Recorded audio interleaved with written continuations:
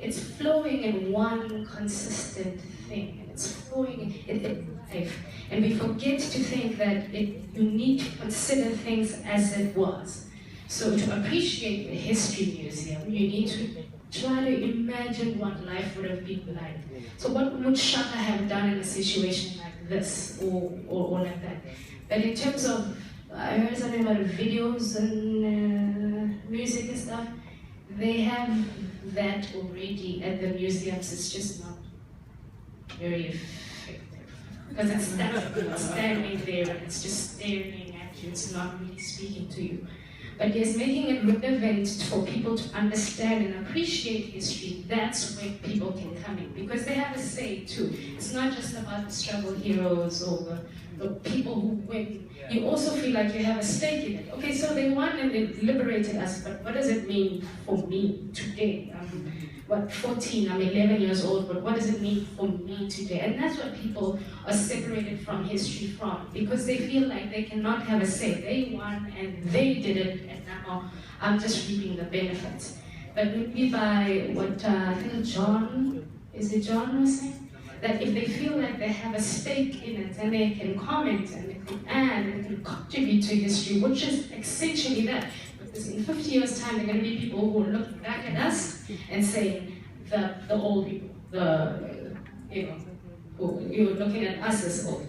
But moving on, Adriel is going to say something about scripting and coding. Hi everyone, my name is Adriel. And before you hold that thought, just 1 second. So TK, just question for you then. So brilliant comment. Any thoughts on how we might begin to rethink that overall experiential process? TK first, and then I think there's some brilliant idea right next to TK. Okay, so even in the exhibitions that they have, they put it in separate rooms, and obviously for logistics, you can't place anything in one room. This is my personal beef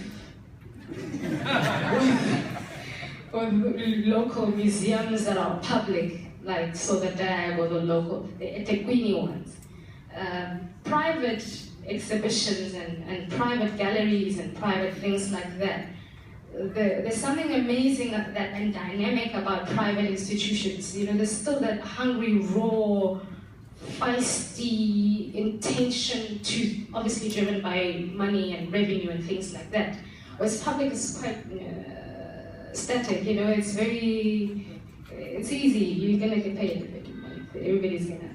So in terms of that, the exhibitions are more, and they are more frequent, like every 3 weeks there's an exhibition. At the local museums, it's every like 2 years, and the permanent connection is like 20 years or so. So in terms of that, how we can revisit history, maybe as I was thinking, with my colleagues and I, I don't know, I'm not quite sure how to put it in words.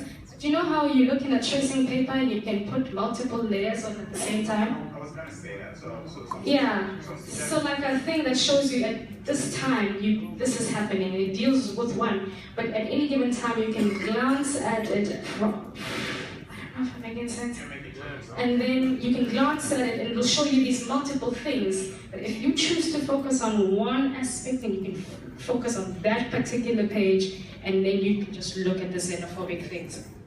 Okay, makes sense. Thank you very much.